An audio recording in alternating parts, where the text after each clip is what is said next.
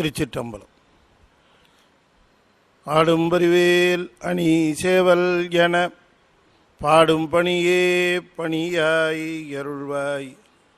தேடும் கயமா முகனை செருவில் சாடும் தனி யானை சகோதர.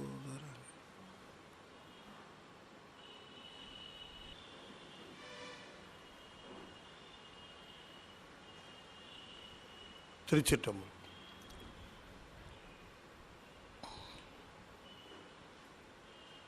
தென்னாடுடைய சிவனே போற்றி, எந்நாட்டவர்க்கும் இறைவா போற்றி. வெற்றிவேல் முருகனுக்கு அரோகர. திருச்சிற்றம்பலம். சக்கரவர்த்தி தவராச யோகி எனும் மிக்க திருமூலனருள் மேவுநாள் என்னாளோ. திருச்சிற்றம்பலம்.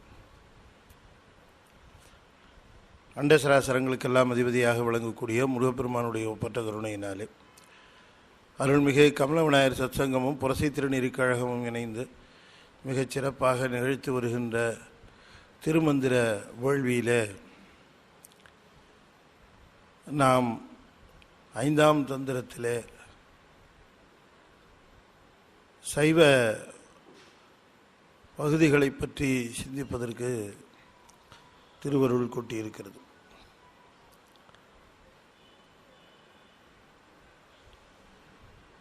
சைவம் என்று சொல்லுகிற பொழுது சிவத்தோடு சம்பந்தப்படுதல் என்கின்ற உட்பொருளை நம்முடைய சித்தாந்தம் திருமந்திரம் வாயிலாக பேசும். சித்தாந்த நூல்களெல்லாம் தோன்றுவதற்கு முன்பாகவே சித்தாந்தம் பேசியது திருமந்திரம். ஆகமங்களிலே சொல்லப்பெற்றிருக்கக்கூடிய முப்பொருள் உண்மையை நம்முடைய திருமூல தேவநாயனார் உபதேச பகுதியிலேயே மிக அற்புதமாக ஒரு பாடலிலே குறிப்பிட்டிருக்கிறார்.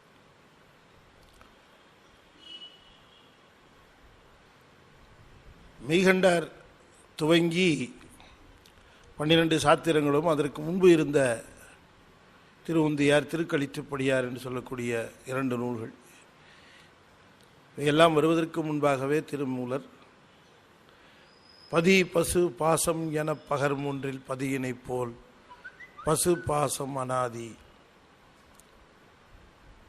பதியினை சென்றணுகா பசுபாசம், பதியணுகில் பசுபாசம் நில்லாவேன்னு இந்த 3 பொருள்களுடைய முப்பொருள் இயல்பை ரொம்ப தெளிவாக சொல்லியிருக்கிறார்.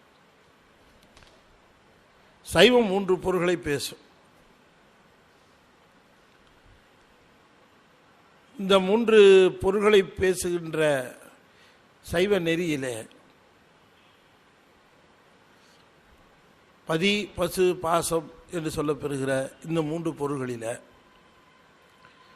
என்றும் உள்ள பொருள்களாக இருக்கின்ற இந்த 3 பொருள்களில் ஒன்றுக்கொன்று இருக்கக்கூடிய தொடர்பு பற்றி தெளிவாக சொல்லுவதுதான் சைவ சித்தாந்தம்.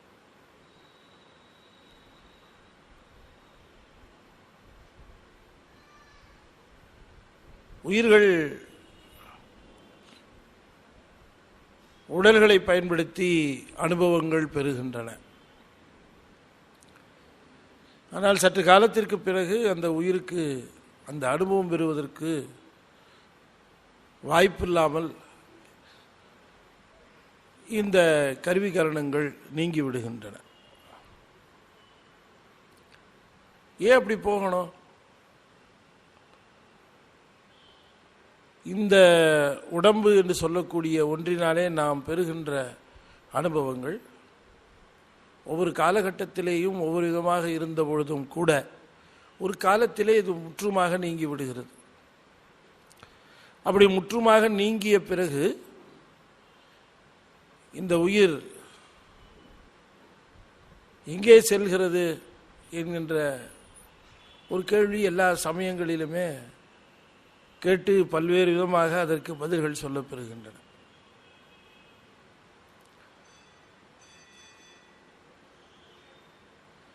திருமூலர் சொல்றார், சத்த முதல் ஐந்தும் தன்வழி தான் சாரில் சித்துக்கு சித்தன்றி சேர்விடம் வேறுண்டோ அப்படின்னார். பஞ்சபூதங்களில் உடைய கூட்டு கலவையாக இருக்கக்கூடியது இந்த உடம்பு. நிலம், நீர், தீ, காற்று, ஆகாயம் என்று சொல்லக்கூடிய 5 பூதங்களினுடைய கலவையாக இருக்கக்கூடிய இந்த உடம்பு 5மே ஜடசக்திகள் தான். ஜடசக்திகளாக இருக்கக்கூடிய அதிலிருந்து பெற்ற இந்த உடம்பும் ஜடம்தான். ஆனால் இந்த ஜடத்தை கொண்டுதான் இந்த சித்துப்பொருளாக இருக்கக்கூடிய உயிர் உலகத்தை தெரிந்து கொள்கிறது, பார்க்கிறது, கேட்கிறது, எல்லாமே இந்த கருவிகளை வைத்துத்தான். சரி, இந்த கருவிகளை எல்லாம் பயன்படுத்தாமல் இருந்து பார்ப்போம், என்ன ஆகுறது அப்படின்னு பார்த்தா பயமா இருக்கு. நாம் இன்னும் ரொம்ப நிம்மதியாக இரவு உறங்க போகிறோம். ஆனால் இரவு உறக்கம் என்பதை நான் அடிக்கடி பலமுறை விளக்கி சொல்லியிருக்கிறேன். இந்த உயிருக்கும் உடம்புக்கும் இருக்கக்கூடிய தொடர்பு தற்காலிகமாக அறுபடுவதனாலே வருவதுதான் உறக்கம். ஏனென்றால் உயிர் உறங்குவதில்லை, அது நான் அடிக்கடி சொல்லியிருக்கேன். உயிருக்கு உறக்கம் கிடையாது, உயிருக்கு இரவு கிடையாது, பகல் கிடையாது, அதுக்கு எதுவும் கிடையாது. எல்லா மாற்றங்களும் இந்த உடம்புக்கு தான். ஆனால் அப்படி இந்த உடம்போட தொடர்பு கொஞ்சம் விடுபட்டால் கூட உடனே நமக்கு இருள் தான் சூழ்கிறதே தவிர, கொஞ்சம் அப்படி மயக்கம் வந்ததுன்னா என்ன ஆகுது, இருள் வந்து விடுகிறது. இந்த இருள் ஆன்ம அறிவை சூழ்ந்து விடுகிறது. ஆன்மாவுக்கு எங்கே இருக்கிறோம், என்ன நடக்குது, ஏது ஒன்றும் தெரிய மாட்டேன்.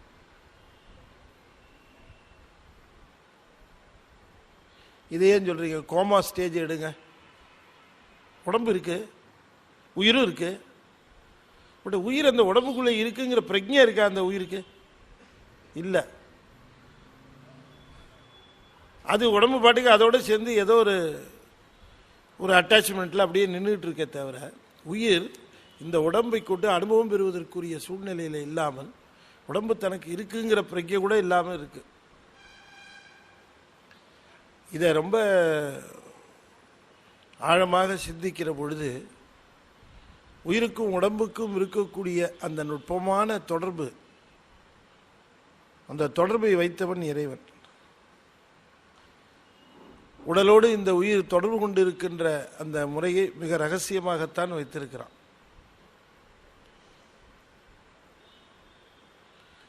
அந்த வரிசைப்படி நம்முடைய கருவிகரணங்களை தொட்டு உள்ளே இருக்கக்கூடிய அந்த கரணங்களை தொட்டு உள்ளே இருக்கக்கூடிய நம்முடைய கலை வித்தை அராகம், அதை தொட்டு உள்ளே இருக்கக்கூடிய சித்தம்,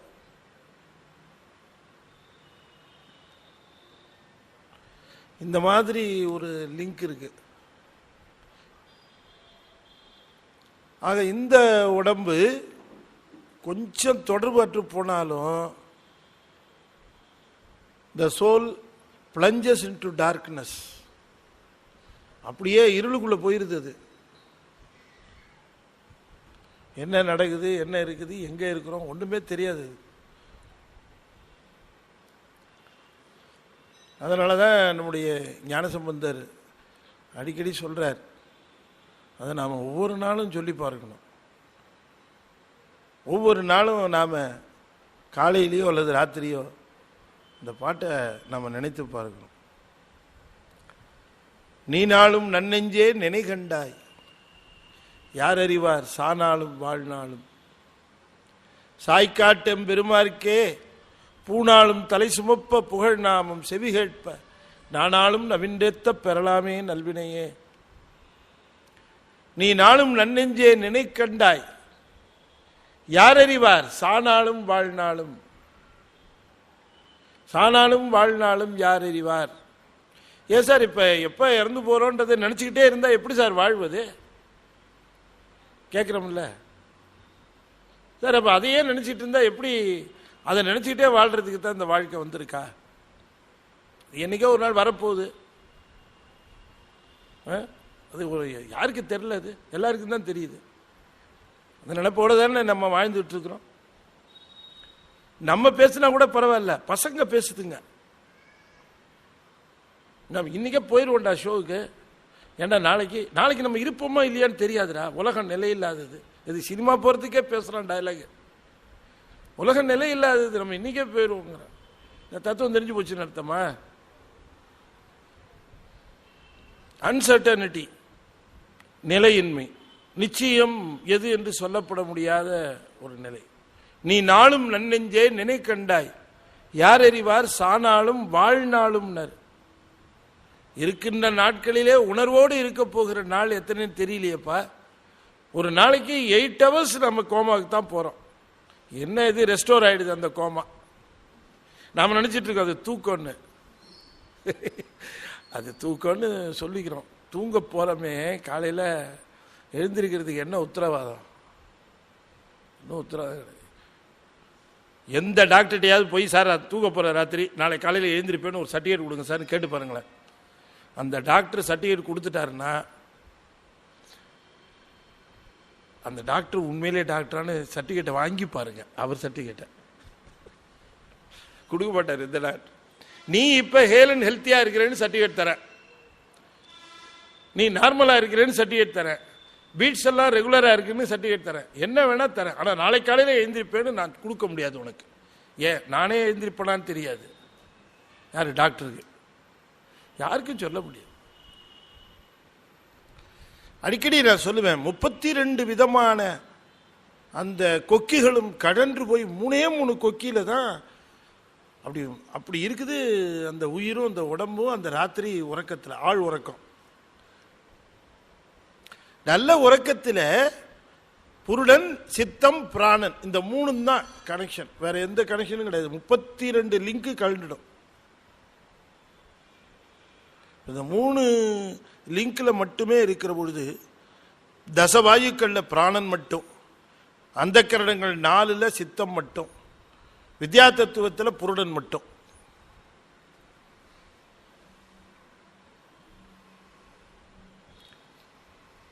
அப்ப நீங்க அதை யோசனை பண்ணி பாருங்க, அது எப்படிப்பட்ட ஒரு குரூஷியல் ஸ்டேஜ்.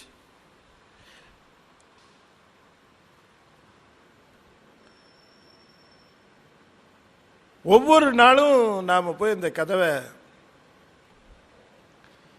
தட்டிட்டு தான் வரோம்.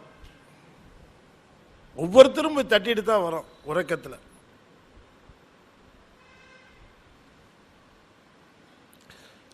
ஒருத்தர் சாமியார்ட்ட போய் சொன்னாராம், சாமி நான் தினம் ராத்திரி ஒரு கனவு பார்க்கிறேன், வேக வேகமா ஓடுறது போல இருக்கு, அங்க ஒரு கதவு இருக்கு, அந்த கதவை நான் திறக்கிறதுக்கு எவ்வளவோ முயற்சி பண்றேன், அதுல ஒரு ஹேண்டில் இருக்கு, இந்த கதவை திறக்கிறதுக்கு நான் எவ்வளவோ முயற்சி பண்றேன், திறக்க முடியல, உடனே கனவு கலைஞ்சிரும். இது மாதிரி ஒரு நாள் 2 நாள் இல்லை, அடிக்கடி பல நாள் பார்க்கிறேன் நான். இதுக்கு என்ன பலன் நீங்க சொல்லணும் அப்படின்னு.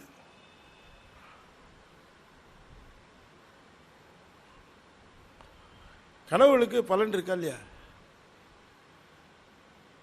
ஒரு மேடம் இப்படிதான் சொன்னாங்களா வீட்டுக்காரர்கிட்ட, ஏங்க நேற்று ராத்திரி நீங்க எனக்கு ஒரு வைர நெக்லஸ் வாங்கி தர மாதிரி ஒரு கனவு கண்டேங்க, இதுக்கு என்னங்க பலன் அப்படின்னு. அவன் சிரிச்சுக்கிட்டே சொன்னான், இன்னைக்கு சாயந்தரம் தெரியும் பார். என்ன இந்த அம்மா ரொம்ப ஆவலா எதிர்பார்த்துட்டு இருந்து, சாயந்தரம் ஒரு லேட்டாக வேற வந்தார், 7-8 மணிக்கு வந்தார். கையில் ஒரு பெரிய பார்சல் இருந்து, இந்த அம்மாவுக்கு சொல்லணாத மகிழ்ச்சி, கனவுக்கு பலன் தெரிஞ்சு போச்சு. வந்த உடனே இந்த அம்மா ஆவலாக அந்த பார்சலை வாங்கிட்டு கை காலம் தண்ணி கொடுத்துட்டு அவருக்கு பிடிச்ச வெங்காய பக்கோடாவையும் நெஸ்கேஃபையும் கொடுத்துட்டு, என்னங்க இந்த பார்சல் பிரிச்சு பாரு புரியும், நேற்று ராத்திரி பார்த்த கனவுக்கு பலன் அதுதான் பாரு, பிரிச்சு பார்த்தாங்க. அதுல நாம் காணும் கனவுகளுக்கு பலன் அப்படின்னு ஒரு புஸ்தகம். கேட்டல பலன், இதுல தேடி பாரு, அந்த மாதிரி அது ஒரு கனவுக்கு என்ன பலன் போட்டிருக்கு. அப்படியா? இவன் கேட்டான், ஒவ்வொரு நாளும் சாமி நான் போய் அந்த கதவை இழுத்து பார்க்கிற, திறக்க முடியல, வந்துடுறேன். சாமி சொன்னாரு, டேய் நீ அதிர்ஷ்டக்காரனார். ஏன்? கதவு மட்டும் திறந்திருந்ததுன்னு வச்சுக்க, நீ என்கிட்ட இப்ப பலன் கேட்டுட்டு இருக்க மாட்ட. அப்படியா? ஆமா. ஏன் சாமி அதை திறக்க முடியல? அதுக்கு காரணம் சொல்லுங்க. டேய் அது ஒழுங்கா படிடா, அந்த கதவை அதுல புஷ்னு போட்டிருக்கோம், தள்ள வேண்டிய கதவை இழுத்துக்கிட்டு இருந்தா எப்படா திறக்குண்டார். ஒவ்வொரு நாளும் நாம போய் அந்த மரணத்தின் வாசல்ல தட்டிட்டு தான் வரும். உறங்குவது போலும் சாக்காடு, உறங்கி விழித்தலும் போலும் பிறப்புன்னாரு திருவள்ளுவர்.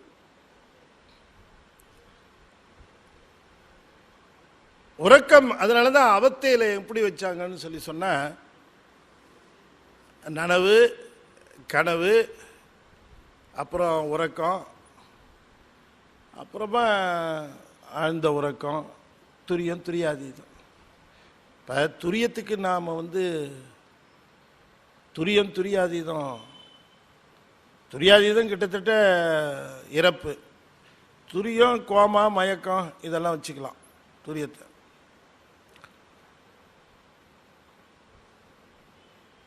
ஆன்மா துரியத்துக்கு போகிற பொழுது அதற்கு அறிவு விழிப்பு நிலையிலே இருக்குமானால் அது சிவத்தை உணரும். அப்பர் சுவாமிகளை பற்றி சொல்லுகிற பொழுது, சிந்தை இடையரா அன்பும் திருமேனி தன்னில் அசைவும் கந்தை மிகையாம் கருத்தும் கை உழவாரப்படையும். அதை சொல்லுகிற போது சிந்தை இடையரா அன்பு, அறிவு தொட்டுக்கிட்டே இருக்கும், உடம்பு ஓய்வெடுக்கும், அறிவு விழிச்சுக்கிட்டு இருக்கும் ஞானிகளுக்கு. நமக்கு இந்த கருவிகரணத்தை விட்டா ஆஃப் ஆகிடும். இப்போ சில வீடுகளில் பார்த்தீங்கன்னா எலக்ட்ரிக் கரண்ட்டில் எல்லாம் ஓடிக்கிட்டு எரிஞ்சுக்கிட்டு இருக்கும். டக்குன்னு பவர் கட் ஆச்சுன்னா ஆட்டோமேட்டிக்காக எமர்ஜென்சி லைட்டு, எமர்ஜென்சி ஃபேனு, அந்த அது என்ன அன்இன்டரப்டட் பவர் சப்ளையா, யூபிஎஸ், டக்குன்னு யூபிஎஸ் சுவிட்ச் ஓவர் ஆகி லைட் எரியும், ஃபேன் ஓடும். அது எப்படி வச்சுருப்பாங்கன்னா ஆட்டோமேட்டிக்காகவே சுவிட்ச் ஓவர் ஆகும். போயெல்லாம் ஆன்லாம் பண்ண வேண்டாம், ஆட்டோமேட்டிக்காக சுவிட்ச் ஓவர் ஆகிடும் இல்லையா? இப்போ யூபிஎஸ் இல்லைன்னு வச்சுங்க, என்ன ஆகும்? நமக்கு என்ன ஆகும்? கரண்ட் போனா இருட்டா இருக்கும், அப்படி தானே? இப்போ நமக்கெல்லாம் யூபிஎஸ் கிடையாது. ஞானிகளுக்கு ஒரு யூபிஎஸ் உண்டு. இந்த உடம்பு ஃபெயில் ஆனாலும் டக்குன்னு யூபிஎஸ் ஆன் ஆகி அறிவு விழித்து விளக்க நிலையில விளங்கும் அவங்களுக்கு. நமக்கு அந்த அந்த சக்தியை உள்ளே அவர்கள் வளர்த்து வைத்திருப்பார்கள். நமக்கு பவர் போச்சு, பவர் இருக்கும் போதே நம்ம இருள் இருப்போம், அது வேற விஷயம். சுத்தி முழிச்சிருக்கும் போதே ஏமாத்துறான், முழிச்சிருக்கும் போதே ஏமாத்துறான். முழிச்சிருக்கும் போது தானே ரொம்ப கணக்கா பெட்ரோல் போடுறதுக்கு முழிச்சிருந்து அப்படி கண்ணா பார்த்துக்கிட்டே இருக்கும் போதே முந்தினவனுக்கு 30 ரூபா போட்டு நமக்கு 100 ரூபானே அதுல இருந்து போடுறான் ரீடிங்க. என்னப்பா ஜீரோ பண்ணியா? பண்ண பார்க்கலீங்களா சார் நீங்கிறான். முழிச்சிட்டு இருக்கும் போதே ஏமாத்துறான், திருமண பக்கம்லாம் ஏமாத்துறான்.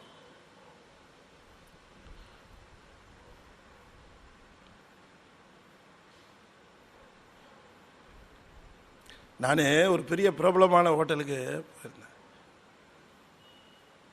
போயிருந்தப்ப 500 ரூபா நோட்டு ஒன்று கொடுத்துருந்தேன். அவன் 100 ரூபாய்க்கு சேஞ்சு கொடுத்தான். இப்போ என்னப்பா 500 ரூபா கொடுத்தேனே அப்படின்னு. இல்லை சார் நீங்கள் 100 ரூபா தான் கொடுத்தீங்க. இல்லைப்பா 500 ரூபா கொடுத்தேனே. இல்லை சார் 100 தான். அந்த சூப்பர்வைசர் வந்தார். அப்போ அது ரொம்ப நாணயமான ஹோட்டலு, ரொம்ப பிரபலமான ஹோட்டலு, அதனால் அவங்க தப்பு பண்ண மாட்டாங்க அப்படின்னு எல்லாருக்கும் நினப்பு. அப்போ நான் சொன்னேன், இல்லை கொடுத்தேன், அவர் வாங்கி போட்டார் அப்படின்னு. அப்போ இன்னொரு சூப்பர்வைசர் இருந்தார். அவர் சொன்னார், சார் நீங்கள் ஒன்றும் கவலைப்படாதீங்க, எல்லாமே சிசிடிவியில் எடுக்கிறோம். இங்கே ஒரு சிசிடிவி இருக்குது, இப்போ தானே எடுத்தது, ரீவைண்ட் பண்ணி பார்த்தா தெரிஞ்சிடும், கொஞ்சம் வெயிட் பண்ணுங்கன்னார். ஒரு 1/2 hour ஆகுனார். 1/2 hour ரீவைண்ட் பண்ணி போடுறாரு. போட்டால் 500 ரூபா நோட்டு கொடுக்கறது, அதை ஒரு வாங்கிறது, அதை போடுறது எல்லாமே ரெக்கார்ட் ஆயிடும். சாரி சார் அப்படின்ட்டு திருப்பி கொடுத்தார். எனக்கு சொல்லாதீங்க நன்றி, அந்த சிசிடிவிக்கு தான் சொல்லணும். எடுக்கலைன்னா என்ன இருக்கிறது? எதுக்கு சொல்ல வரேன்னா, மூச்சுக்கிட்டே இருக்க வேண்டியது இல்லைன்னா இல்லையா? அப்படி ஒரு நிலைமை. நாம அலர்ட்டா இருக்கணும். நாம தான் அலர்ட்டா இருக்கணும். மற்றவர்களை கொலை சொல்ல வேண்டாம். நாம கவனமா இருப்போம். கவனத்தோடு நாம இருக்கிற பொழுது மற்றவரை குறை சொல்ல வேண்டிய அவசியம் இல்லை. எப்பவுமே இந்த மாதிரி கவுண்டர்ல எல்லாம் பணம் வாங்கிட்டு பாக்கி கொடுக்குறவங்க நியாயம் ஒரு ஒரு ஸ்டாண்டர்டாக என்ன பண்ணுவாங்கன்னா, வாங்கின பணத்தை அப்படி மேலேயே வச்சுட்டு பாக்கி கொடுத்ததுக்கு அப்புறம் தான் இதை எடுத்து கல்லாவுக்குள்ளேயே போடுவாங்க. இது பொதுவாக எப்போ எடுத்து கொடுக்கும்போது உள்ள முன்னால் போட்டானோ பையன் சரியில்லை அப்படின்னுட்டு தெரிஞ்சுக்கலாம். சரி, அது ஒரு பக்கம் இருக்கட்டும். நான் எதுக்கு சொல்ல வரேன்னா, இந்த இறைவன் நமக்கு இந்த உடம்பை இந்த உயிருக்கு துணையாக எவ்வளோ பெரிய உபகாரம் செஞ்சிருக்கான்னு நினச்சி பாருங்க. இந்த உபகாரத்தை நினைத்து பார்த்தால் அவன் செஞ்சிருக்கிற உபகாரம், we are thankless. நன்றி சொல்றதே கிடையாது. நாம இந்த நன்றி சொல்றதுக்கு மட்டும் நமக்கு தெரிஞ்சதுன்னா நிச்சயமா என்னைக்குமே இறைவனை குறை சொல்லக்கூடிய எண்ணம் நமக்கு சத்தியமா வராது. நமக்கு நன்றி உணர்வு குறைவா இருக்கிறதுனால தான் அவனை குறை சொல்லிட்டு இருக்கோம். ஒரு நிமிஷம் அப்படி இந்த உடம்பு கொஞ்சம் அப்படி அசந்ததுன்னா உயிருக்கு ஒரு உதவியும் இல்லை, இருள் போயிடுது. அது அப்படியே இந்த உடம்பு இருந்தா தானே எல்லாமே. அதுக்கு இந்த உடம்பு ஒரு நாள் போக போகுது, அது சட்டன். அப்ப எங்க போகும் உயிர்? அவர் சொல்றார், நீ கவலைப்படாத, எங்க போகும்னு கவலைப்படாத. இந்த பஞ்சபூதத்தாலான இந்த உடம்பு போனா எங்க போகும்? இது எங்கிருந்து வந்ததோ அங்க போயிடும். மண்ணு நீர் தீ காற்று ஆகாயத்தால் ஆன உடம்பு நம்ம விட்டு பிரியுமானால் அது எந்த இடத்துல வந்ததோ அந்த இடத்துல போய் சேரும். அசத்து அசத்தோடு போய் சேரும். அப்ப சித்து அது அங்க போய் சேர முடியாது. ஏன்னா இது அறிவுள்ள பொருள். உயிர் அறிவற்ற பஞ்சபூதத்தில் போய் சேர முடியாது. உடம்பு அறிவற்ற பஞ்சபூதத்தில் சேரலாம். ஆனால் அறிவுள்ள உயிர் எங்க போகும்? எங்களுக்கு ஒன்றும் கவலை இல்லப்பா, எங்களுக்கு சிவபெருமான் ஒருத்தர் இருக்காரு, எங்களுக்கு நல்லா தெரியும், அதனால நாங்க அவர்கிட்ட போயிடுவோம், பாவம் அவர் இல்லைன்னு சொல்றவன் தான் பேயா அலைவான் அப்படின்னார் திருமூலர். எங்களுக்கு ஒன்றும் கவலை இல்லை, எங்களுக்கு சித்து பொருள் இருக்குன்னு, அதனால நாங்க அவர்கிட்ட போயிடுவோம். சித்துக்கு சித்தன்றி சேர்விடம் வேறுண்டோன்னார். சித்து சித்துல தானே போய் சேரணும். சாமி எல்லாத்தையும் எடுத்து வச்சிருவார். அதனுடைய பக்குவ நிலை நோக்கி திரும்ப அது என்ன பிறப்பு எடுக்கணும், எப்படிப்பட்ட பிறப்பு எடுக்கணும், எப்படி அனுபவம் பெறணும், எத்தனை செய்திகள், எத்தனை நிகழ்ச்சிகள். இவ்வளவு தெளிவாக பேசுவது சைவம். அதுக்கு சொல்ல வர, உயிர் இந்த உடம்போடு சேர்ந்து இருக்கிற பொழுது, சேர்வதற்கு முன்பு, சேர்ந்து இருக்கிற பொழுது, இனி நீங்குகிற பொழுது என்ன நிகழும்? நாம் அதை கேவலம் சகலம் என்று சொல்லுகிறோம். நம்ம இப்போ கேவலத்துக்கும் சகலத்துக்கும் மாறி மாறி போயிட்டு இருக்கோம்.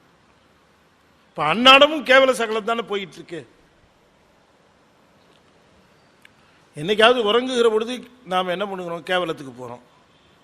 திரும்ப விழிப்பு நிலை வந்தவொடனே சகலத்துக்கு வருகிறோம். திரும்ப கேவலம் போகிறோம், சகலம் வரோம். இப்படியே தான் நடந்துகிட்டு இருக்கு. இந்த கேவல சகலம் தான் பிறப்பு இறப்பு. இந்த இருளும் ஒளியும் தான் பிறப்பு இறப்பு. அவ்வளவுதான். அப்படியே இந்த சுழற்சி. போக்கும் வரவும் புணர்வும் இலா புண்ணியனே என்னார். அப்படின்னா என்ன அர்த்தம்? போக்கும் வரவும் புணர்வும் தான் எனக்கு பொழப்பாவே இருக்குன்னு அர்த்தம். அவனுக்கு அதெல்லாம் கிடையாது. போக்கு கிடையாது, வரவு கிடையாது, புணர்வு கிடையாது. ஆனா நமக்கு போக்கு வரவு புணர்வு இதுதான் நமக்கு வேலையை. போறதும் வரதும். புணர்வு என்று சொன்னால் போவதற்கும் வருவதற்கும் இடையில எவ்வளவு வேணா செய்ய முடியுமோ செஞ்சுட்டு தான் போறோம் இல்லையா? அனுபவம். புணர்வு என்று சொன்னால் அனுபவம். அதனால சாமி சொன்னார், நீ நாளும் நன்னெஞ்சே நினைகண்டாய் யார் அறிவார் சானாலும் வாழ்நாளும். அப்ப இந்த உடம்பு தத்துவங்கள், இந்த உயிர் அதனோடு கூடியிருக்கிற முறை, அது எத்தனை நாளைக்கு இருக்கும் என்கிற ஒழுங்கு, இதை தந்த பெருமானுடைய கருணை, இவற்றையெல்லாம் மிக அற்புதமான கொள்கை விளக்கங்களோடு இருப்பது சைவம். அந்த சைவத்தினுடைய விரிவுகளாகத்தான் பல சைவ நெறிகள் இருக்கின்றன. ஆனாலும் கூட நம்முடைய சைவத்தை இப்ப திருமூலர் சொல்லுகிற சைவம் சுத்த சைவம் என்று சொன்னாலும் கூட அதுதான் நம்முடைய சித்தாந்த சைவம். சித்தாந்த சைவம் என்று ஏன் நமக்கு அது சொல்லுகிறோம் அப்படின்னு கேட்கிற பொழுது, நாம் சித்தத்தின் அடிப்படையில், சித்தம் என்றால் அறிவு, அறிவின் அடிப்படையிலே தான் ஆன்மாவிற்கும் பிரம்மத்திற்கும் இருக்கக்கூடிய தொடர்பை நாம் சம்பந்தப்படுத்துகிறோம். நாம சிவத்தோடு நமக்கு இருக்கக்கூடிய அந்த தொடர்பு உலகத்தோடு சிவத்துக்கு அந்த தொடர்பு கிடையாது. உலகத்தோடு சிவத்துக்கு அந்த தொடர்பு கிடையாது. யாவையும் சூனியம் சத்தெதிர் ஆதலால், அதான சிவஞான போதா? யாவையும் சூனியம் சத்தெதிர் ஆதலால் சத்தே அறியாது.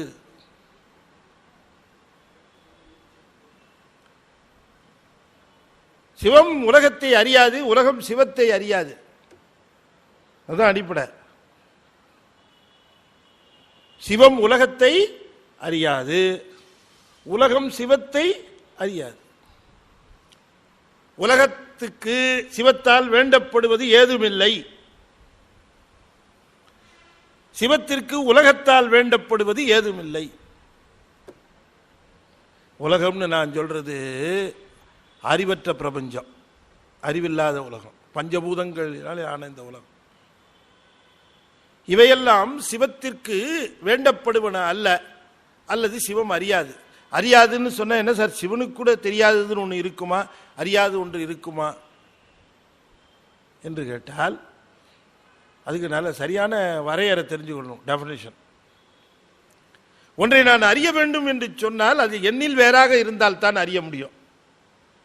இந்த பாட்டில் அறியணும்னா இதுவும் நானும் வேறு வேறையா இருக்கிறோம். எது எனக்கு வேறாக இருக்கிறதோ அதைத்தான் நான் அறிய முடியுமே தவிர, எது எனக்கு வேறாக இல்லாமல் ஒன்றாக இருக்கிறதோ அதை அறிய முடியுமா? அறிய முடியாது.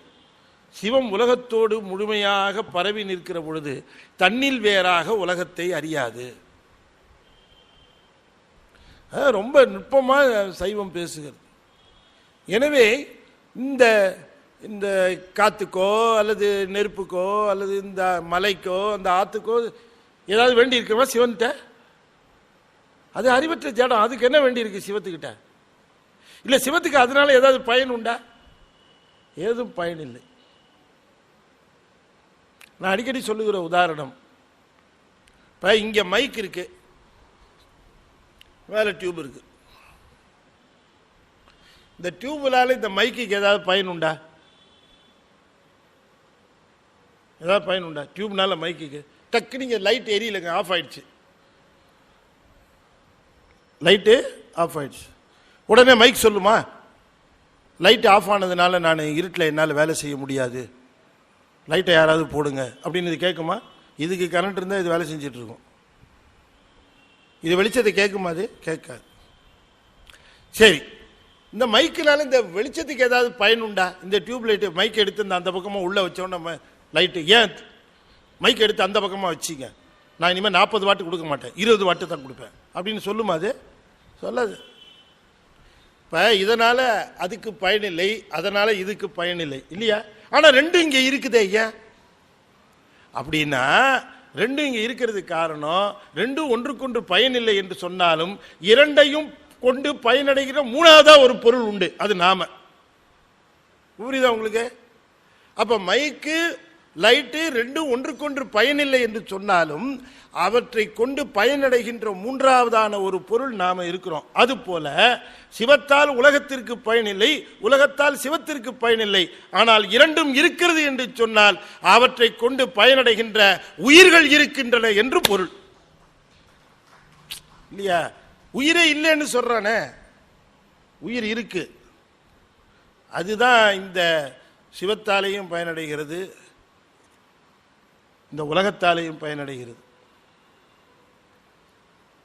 இந்த தத்துவத்தை சொல்லுகிற பொழுது சைவம் உலகத்தை நீங்கி சிவத்தோடு இது சேர வேண்டும்.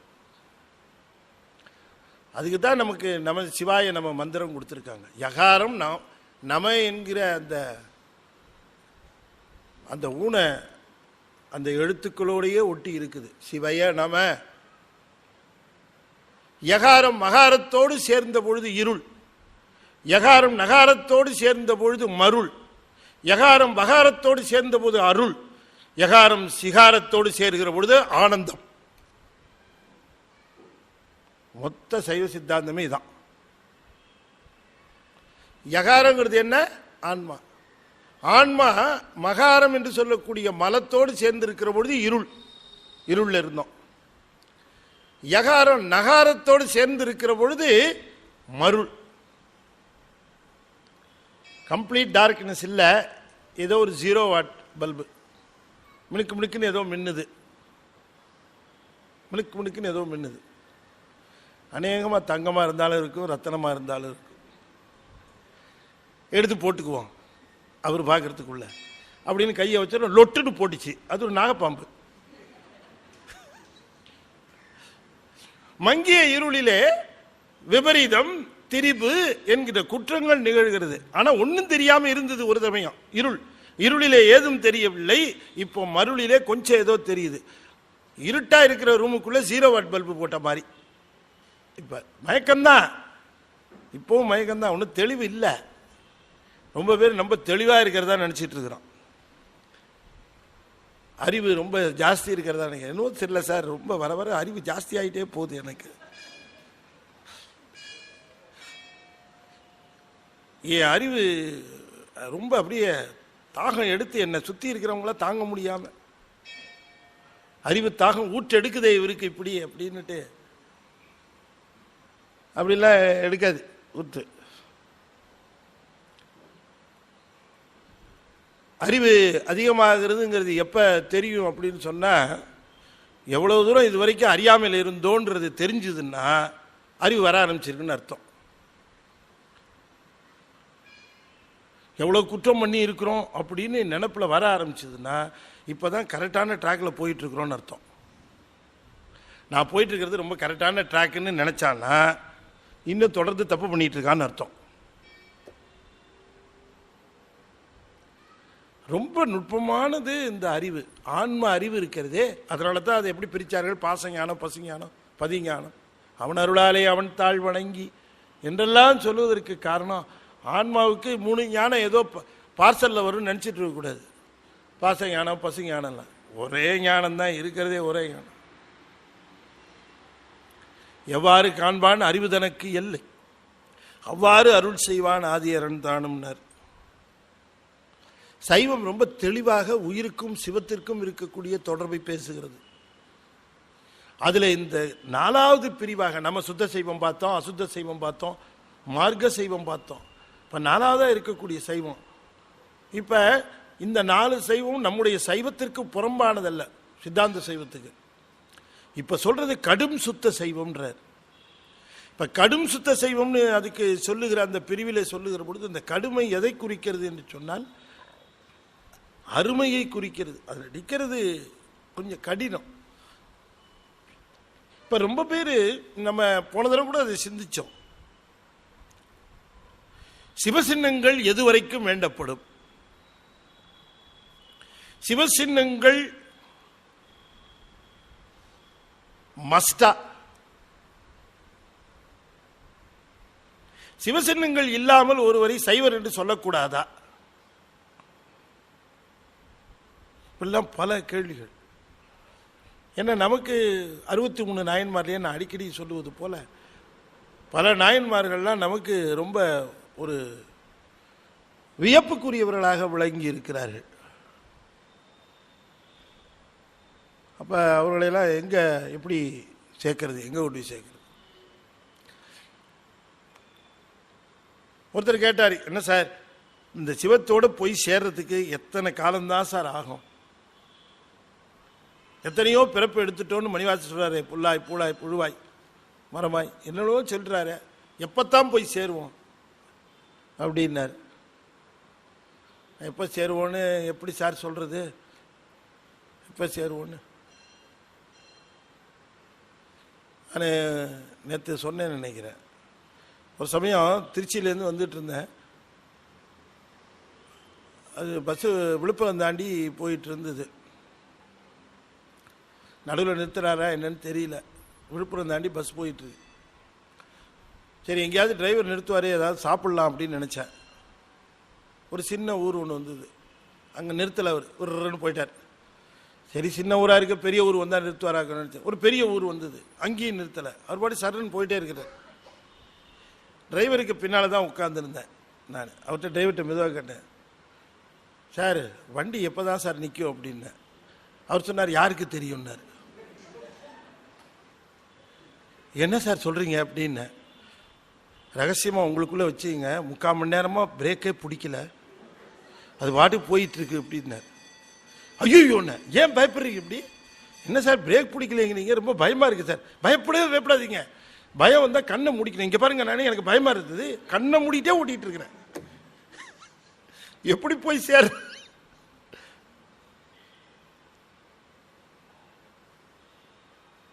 சுத்த சைவத்திலே சொல்லப்படுகின்ற பல செய்திகள் சிவனை போய் இந்த ஆன்மா சேர்வதற்கு எடுத்துக்கொள்ளுகிற நேரம், அது பயணிக்கின்ற அந்த பயணம், அப்பொழுதுதான் அது நீண்ட துன்பங்களிலிருந்து விடுபட்டு பேரானந்தத்தை, இன்னும் அது ஆனந்தம்னா என்னன்னு தெரியாது அதுக்கு. நாம மகிழ்ச்சி சந்தோஷம் அப்படின்லாம் சொல்லிட்டு இருக்கிறோமே, இதெல்லாம் உண்மையிலேயே இன்பமா?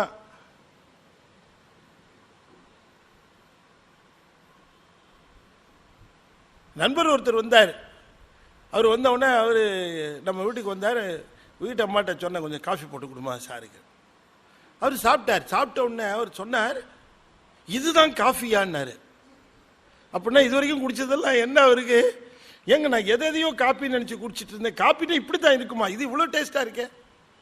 அப்ப உண்மையான சிவானந்தத்தை அனுபவிக்கிற பொழுதுதான் உயிருக்கு தெரியும், ஓ இதுதான் ஆனந்தமா.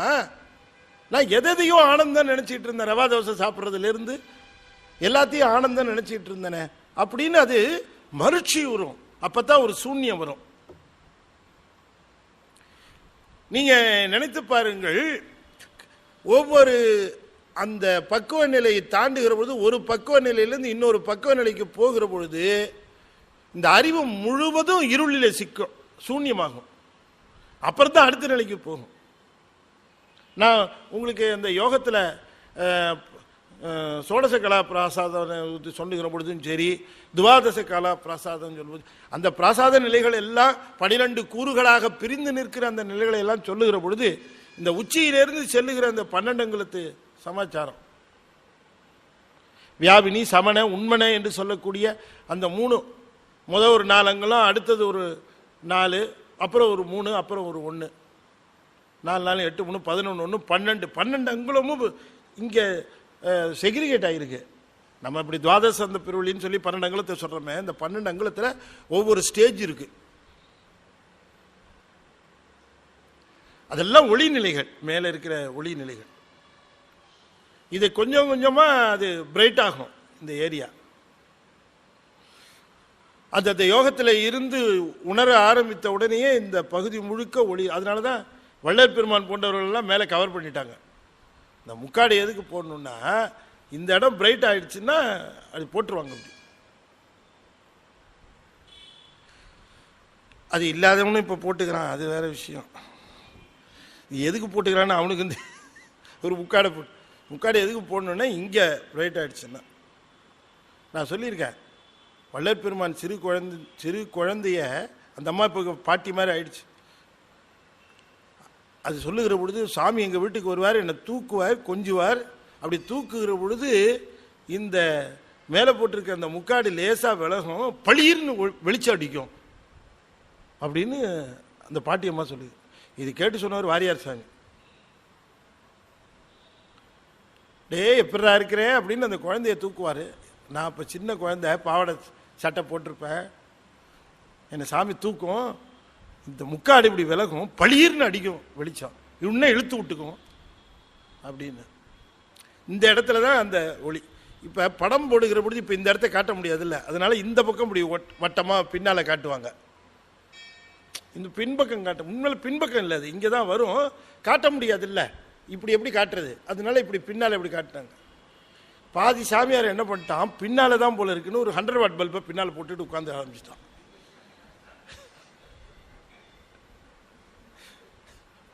பின்னால் எல்லாம் வரும். இப்போ நம்ம கோயில்களில் கூட நீங்கள் பார்த்தீங்கன்னா மூலவருக்கு பின்னாடி ஒரு விளக்கு வச்சு காட்டுவாங்க. அது உண்மையிலே அது என்னன்னு கேட்டால், அது உச்சியிலே நமக்கு சிவபெருமான் விளங்குகிறான்னு காட்டுறாங்க. அங்கே இங்கே இருக்கிற சாமி உன்னுடைய உச்சியில் துவாதசாந்த பெருவழியில் 12 அங்குலத்தில் இருக்கிறவர் தான் பாவரு. அங்கே இருக்கிறவர் இங்கே இருக்கிறவர் ரெண்டுக்கும் சேர்த்து கும்பிடுன்னு தான் நமக்கு இப்படி வச்சார். உச்சி கூப்பிய கையினர், கைகால் கூப்பி தொழில். இதெல்லாம் எதுக்குன்னா அங்கே ஒரு விளக்க வச்சு அதுதான் இங்கே ஒளியாக காட்டினார்கள். இந்த சுத்த சைவத்தினுடைய பிரிவுகளாக இருக்கக்கூடியதில் சுவாமி சொல்லுகிற பொழுது கடும் சுத்த சைவம் என்று சொல்லுகிற பொழுது இந்த அருமை எதற்காக சொல்லுகிறார் என்று சொன்னால், கடும் சுத்த சைவர்கள் சின்னங்கள் இல்லாமலேயே மேல்நிலையில் நிற்பார்கள். அது ரொம்ப அரிது. அதனால அந்த கடுமை சொன்னார். அது சொல்லுகிற பொழுது அவர் அந்த நிலையிலே நிற்கிற பொழுது அவர்களுக்கு அது வேண்டப்படுவன அல்ல அப்படிங்கிற நிலையை சொல்லுகிறார். வேடம் கடந்த விகிர்தன்பால் மேவி, வேடம் கடந்த விகிர்தன்பால் மேவி ஆடம்பரமின்றி ஆசா பாசம் செற்று, வேடம் கடந்த விகிர்தன் பால் மேவி ஆடம்பரம் இன்றி ஆசா பாசம் செற்று, பாடொன்று பாசம் பசுத்துவம் பாழ்வடச் செய்து, சாடும் சிவபோதகர் சுத்த சைவரே, சிவபோதகர் சுத்த சைவரே, சாடும் சிவபோதகர் சுத்த சைவரே, பசுத்துவம் பாழ்வடச் செய்து, சாடும் சிவபோதகர் சுத்த சைவரே. பாசம் பசுபோதம், அந்த பசுத்துவம், பாடொன்று பாசம் பசுத்துவம் பாழ்வடச் செய்து, சாடும் சிவபோதகர். சிவபோதகர், சிவபோதகர்னா அவங்களுக்கு சிவனை தவிர வேற எதுவும் தெரியாது, வேற எதுவும் தெரியாது.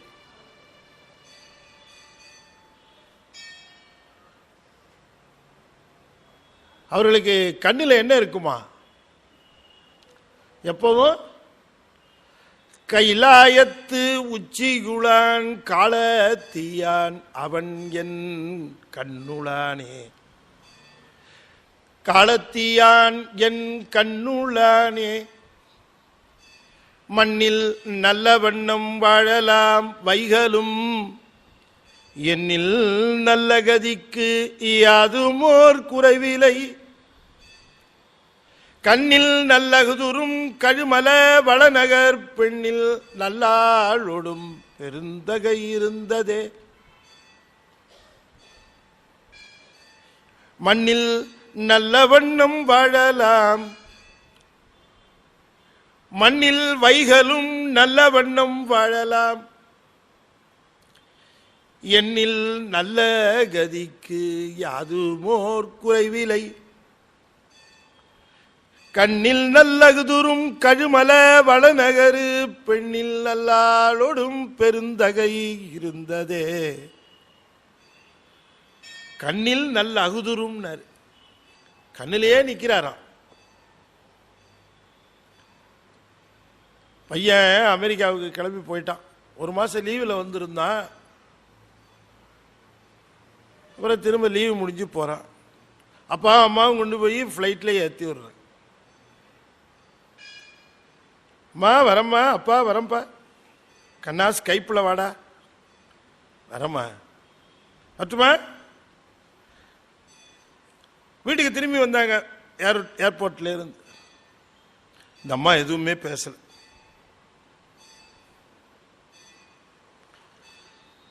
வீட்டுக்கு வந்த உடனே இவர் சொன்னார், பசிக்குது, சப்பாத்தி கப்பாத்தி பண்ணி போட. இந்த அம்மா ஒன்றுமே பேசாமல் சமயக்கட்டில் போய் உருளைக்கிழங்கை கட் பண்ணி தக்காளி வெங்காயம் மிளகாத்தூள் கொஞ்சம் மஞ்சத்தூள் போட்டு பட்டை கிராம்பு போட்டு தாளித்து சப்ஜி பண்ணி உப்பு தண்ணி போட்டு மாவை பிசைஞ்சு உருண்டை உருண்டையாக உருட்டி இவ்வளோ வேலை நடக்குது. ஒரு பேச்சு வரல, சத்தம் சமயக்கட்டில் கொதிக்குது. சப்ஜி அடுப்பில் இங்கே உள்ள கொதிக்குது. உள்ள போயிட்டு சப்பாத்தியை கல்லில் போட்டு திருப்பி திருப்பி போட்டு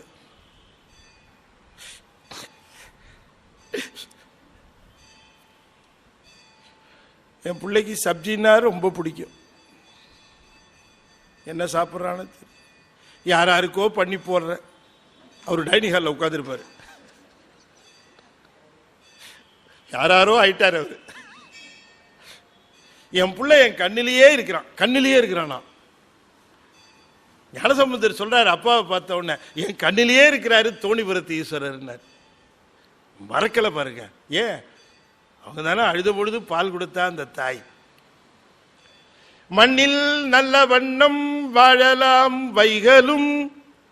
யார் ஒருவர் சிவபெருமானையும் அம்பாளையும் சேர்த்து அம்மை எப்பராக தினம் சிந்தித்து கொண்டிருக்கிறார்களோ அவர்களெல்லாம் மண்ணில் நல்ல வண்ணம் வாழலாம் வைகளும் வாழலாம். சத்தியமா நல்லா இருப்பாங்கன்னு சொன்னார். என்னங்க பொய்யால இருக்க முடியும்? யார் ஒருவர் எங்க சிவபெருமானை அந்த தாயோடு சேர்ந்த கோலத்தை மனதார எண்ணி வழிபாடு செய்கிறார்களோ அவர்களுக்கு எப்படி குறை வரும்னு கேட்டார். மண்ணில் நல்ல வண்ணம் வாழலாம் வைகளும் வாழலாம். எண்ணில் நல்ல சுவாமி இங்கேதான் நல்ல வாழ்க்கை கிடைக்கும், அத்தோட சரியா போச்சா? எண்ணில் நல்ல கதிக்கு யாதும் ஓர் குறைவில்லை. இகபர சௌபாக்கியம், இகமும் சரி பரமும் சரி, அதை தரக்கூடிய வல்லமை சிவன் ஒருவனுக்குத்தான் உண்டு. கண்ணில் நல்லகுதுரும் கழுமல வளநகர் பெண்ணில் நல்ல ஆளோடும் பெருந்தகை இருந்ததே. அவங்களுக்கு பார்க்கறதெல்லாம் சிவம் இல்லையா? கண்ணில் இருக்கிறது, கண்ணிலேயே இருக்கிறது. ஒருத்தருக்கு உடம்பு முடியல, டாக்டர் வந்து பார்த்தார். என்ன சமாச்சாரம்? வயிற்றெல்லாம் ரொம்ப வலிக்குது, எப்போ பார்த்தாலும் எதை சாப்பிட்டாலும். ரொம்ப வெப்பமாக இருக்கியா? பார்க்குறதெல்லாம் கொஞ்சம் குளிர்ச்சியாக இருந்தால் பச்சையாக இருந்தால் நல்லாயிருக்கும். எல்லாம் பச்சையாக வச்சுக்கோ, சரியாயிடும். பச்சையாக இருந்தால் நல்லாயிருக்கும், பச்சையாக இருக்கணும் போ அப்படின்ட்டு போயிட்டார். யாராங்கன்னு ஒருத்தன் வந்தான். வீட்டில் பச்சை பெயிண்ட் அடி, வீடு முழுக்க பச்சை பெயிண்ட், பச்சை கம்பளம் போடு, கீழே பச்சை கம்பளம், திரைச்சீலையெல்லாம் பச்சை, லைட்டெல்லாம் பச்சை பச்சையா, எல்லாம் பச்சையா போட்டு சம்சாரத்தை கூப்பிட்டாரு. இனிமே நீ பச்சை புடவை தான் கட்டணும். ஏன் இது அக்கிரமம் பண்ற? எனக்கு பச்சைக்கரை வேஷ்டி வாங்கு. எல்லாம் பச்சை பச்சையா.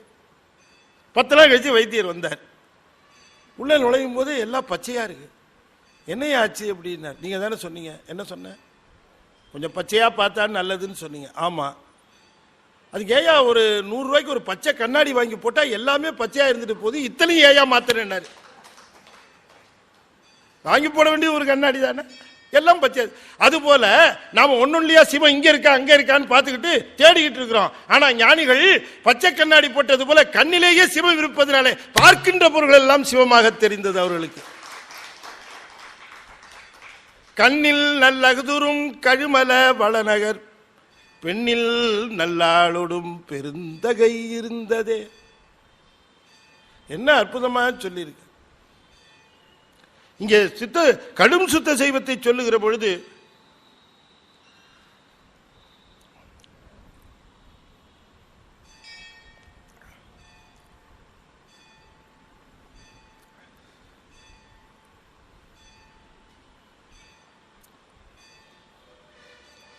சுவாமி அதைத்தான் குறிப்பிடுகின்றார். வேடம் கடந்த விகிர்தன்பால் மேவி. வேடம் கடந்தன்னு சொன்னாலும் கூட அதுக்கு என்ன பொருள்னா வேடம் கடந்து, வேடத்தை கடந்து புறத்தே இருக்கக்கூடிய வேடங்களுக்கெல்லாம் அப்பாற்பட்டு. அவங்க திருநீர் பூசணும்னு அவசியம் இல்லை, உத்ராட்சம் போடணும்னு அவசியம் இல்லை, நீ எப்போ பார்த்தாலும் அந்த நினப்பு தான். யார் உத்ராட்சம் திருநீர் அதை பார்த்தா ஞாபகம் வரும் இல்லை, அதுக்காக அதை போட்டுக்கிறோம். திருநீர் அணிஞ்சிக்கிறது எதுக்கு? சிவன் ஞாபகம் வரணும். உத்ராட்சம் போட்டுக்கிறது எதுக்கு? சிவன் ஞாபகம் வரணும். ஏங்க இதெல்லாம் போட்டு சிவன் ஞாபகம் வர்றது ஒரு பக்கம் இருக்கட்டும், எப்பவுமே சிவன் ஞாபகமாக இருந்தா எதுக்கு இது? வேடம் கடந்த விகிர்தன் பால் மேவி, அதை விட ரொம்ப முக்கியம் அடுத்து சொன்னார், ஆடம்பரம் இன்றி. அதுதான் ரொம்ப முக்கியம். ஏன்னா சில பேர் துறவு கொண்டான்னா படுத்துற பாடு, அந்த பாடு படுத்திருக்கோம். சிவனுக்கு பிடிக்காத சமாச்சாரம் ஒன்று உண்டுன்னா ஆரவாரமும் ஆடம்பரமும் தான்.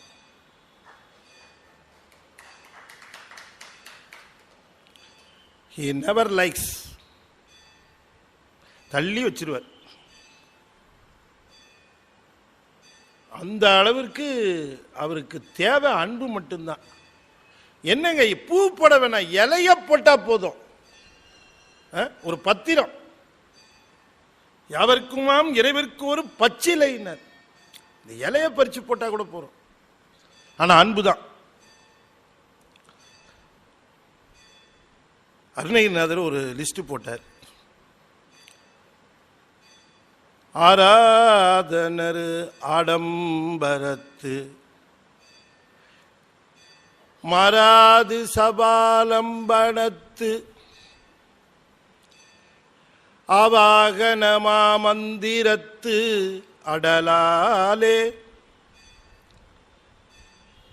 ஆரார்த்த சமா மண்டபத்து வேதாகமம் ஓதும் தலத்து ஆமார்கரிதாம் கிந்தனத்தும் மருளாதே.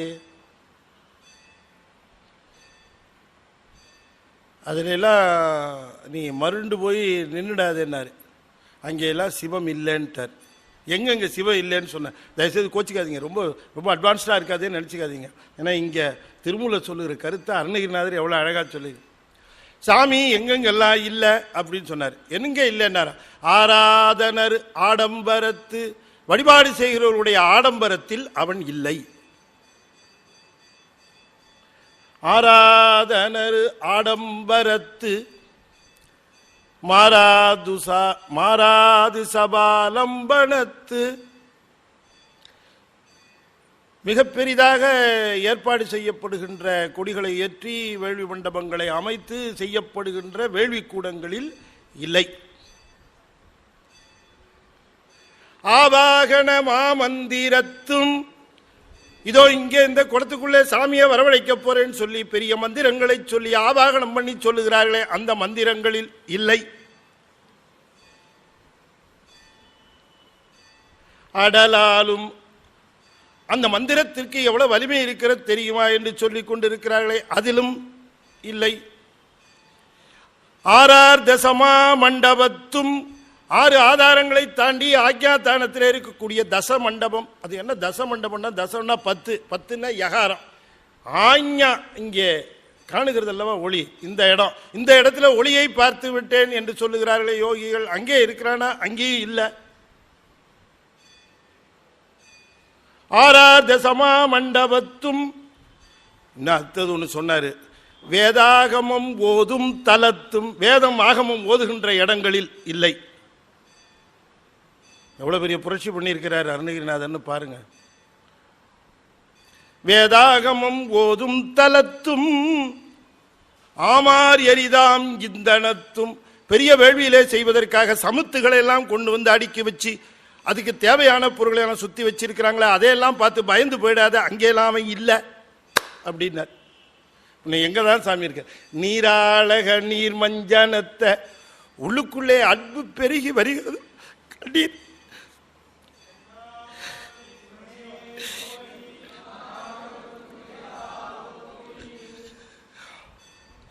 நீராழக நீர் வஞ்சனத்தை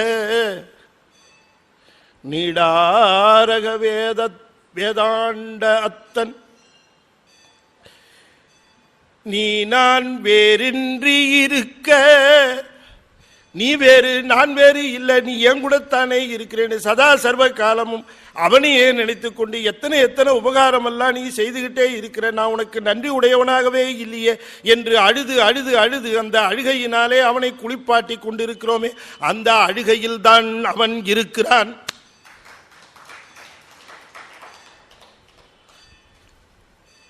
இதை விட என்ன பெரிய புரட்சி வேணும்?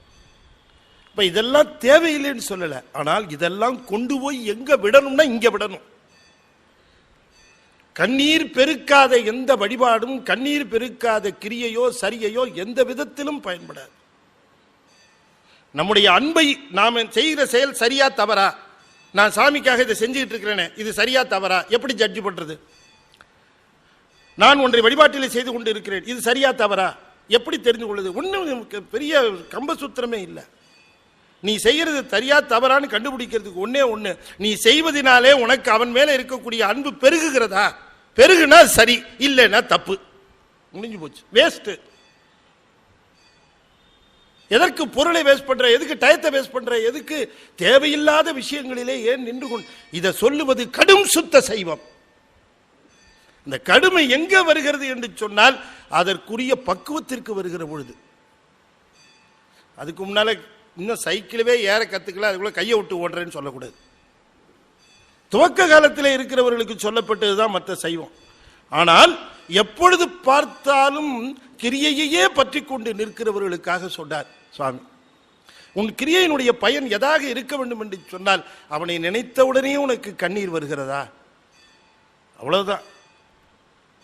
அந்த கண்ணீர் தான் வழிபாட்டிலேயே சிறந்த வழிபாடு. காதலாகி கசிந்து கண்ணீர் மல், இதாங்க last message. Thirugnana Sambandar, this was the last message இல்லைங்களா? வேற என்ன சொன்னார்? காதலாகி கசிந்து கண்ணீர் மல்கி.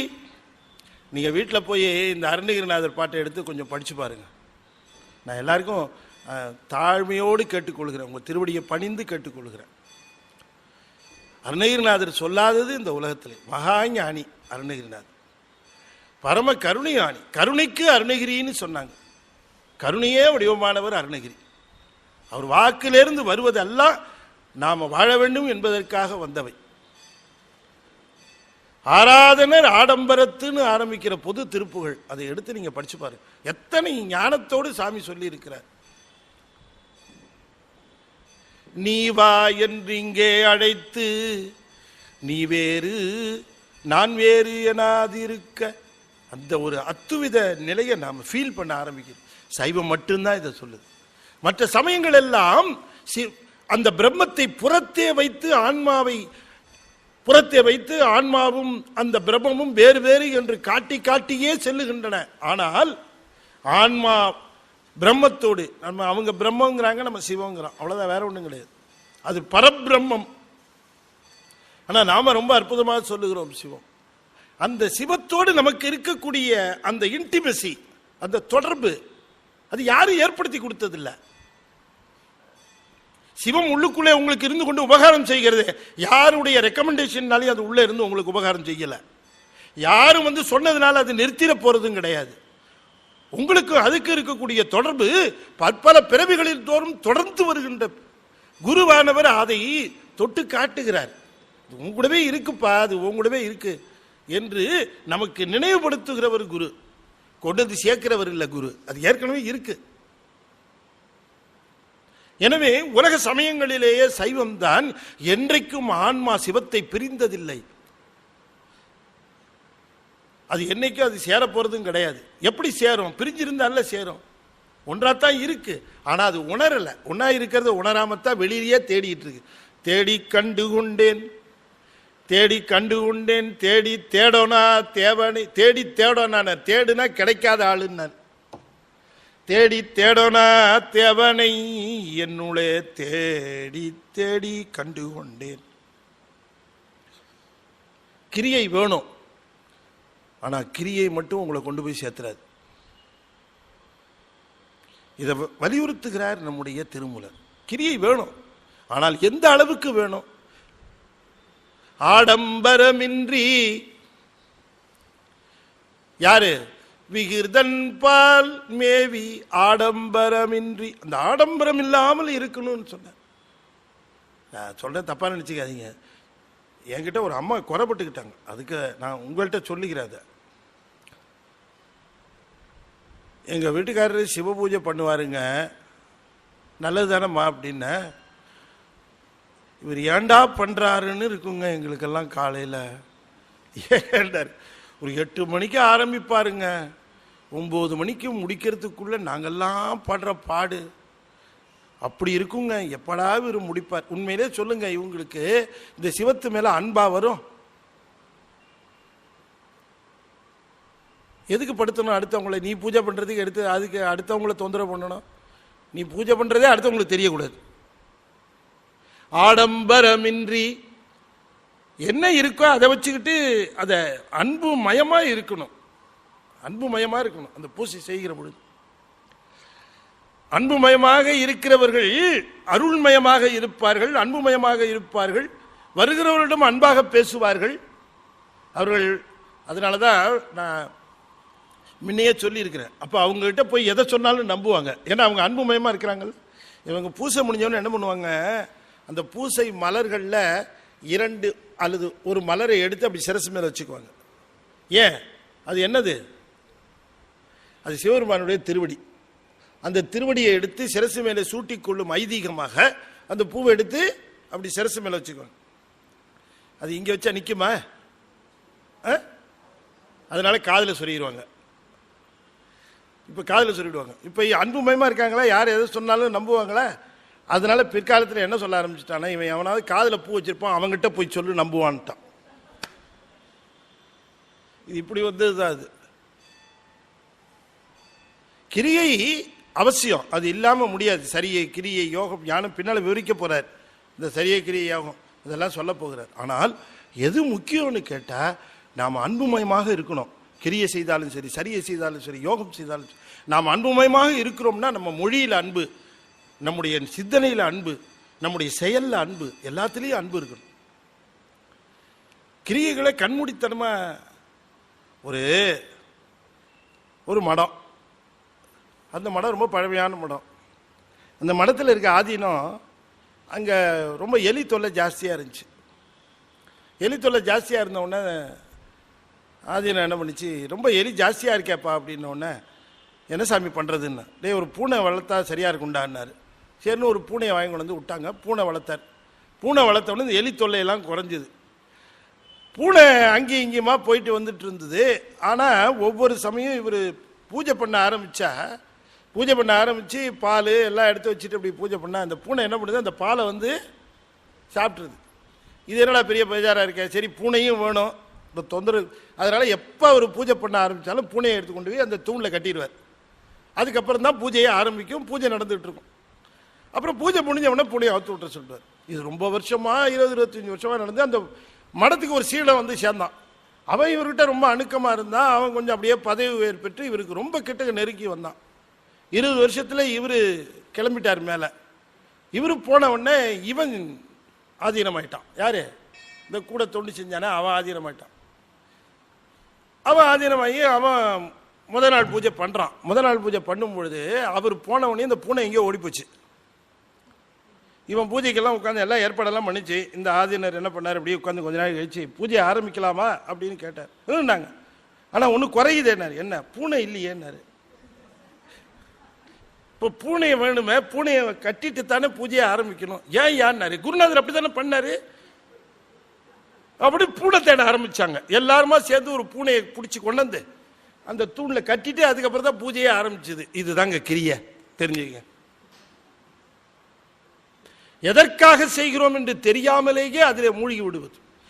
சரியானபடி பாதையிலே செலுத்தக்கூடிய குரு இல்லாததினால, ஒன்றை எதற்காக செய்ய வேண்டும் என்பதை சரியாக அவர்களுக்கு உணர்த்தாததினாலே, செயல்களை சொன்னால் மட்டும் போதாது, குருவினுடைய கடமை சீடனுக்கு உணர்த்த வேண்டும். ஆசிரியர் தெளிவாக பேசுவார், ஆனால் குரு மட்டும்தான் உணர்த்துவார். ஆசிரியருக்கும் குருவுக்கும் வேறுபாடு உண்டு. ஆசிரியர் தெளிவுபட பேசுவார், ஆனால் குரு பேசாமலேயும் உணர்த்துவார். அப்படி பார்த்தாலே போதும், அப்படி பார்த்தா போதும். மானச தீட்சை. ஆடம்பரம் இன்றி, அதை விட அடுத்தது ஆசா பாசம் செற்று. துறவு என்பது புறத்தே கொள்ளக்கூடிய அந்த கோலம் இல்லாமல் புறத்தே அவர்கள் பார்ப்பதற்கு எப்படி இருப்பார்கள் என்று சொன்னால் உலகத்தவர்கள் போலவே இருப்பார்களாம். யாரு? கடும் சுத்த செய்வர்கள் உலகத்தவர்கள் போலவே இருந்து கொண்டிருப்பார்கள். அவர்களுக்கு இந்த வெளியில சொல்லப்படக்கூடிய வேடங்கள் எதுவும் இருக்காது. ஆனால் ஆடம்பரமின்றி ஆசா பாசம் செற்று, உள்ளத்துல அந்த ஆசை பாசம் எல்லாமே கம்ப்ளீட்டா போயிருக்குமா. ஆசா பாசம் செற்று பாடொன்று பாசம், பாடுன துன்பம், துன்பத்தையே தரக்கூடிய பாசம். பசுத்துவம், பசுத்துவம் இருக்கிற வரைக்கும் பதி கிட்டக்க வராது. பசுத்துவம் என்பது என்ன என்று கேட்டால், பசு தனக்கு அறிவு இருப்பதாகவும் அந்த அறிவு முழு அறிவாகவும் கருதி கொள்வது. இப்ப நாமெல்லாம் அறிவு ஜீவிகள்னு சொல்லிக்கிறாங்கல்ல பல பேர்.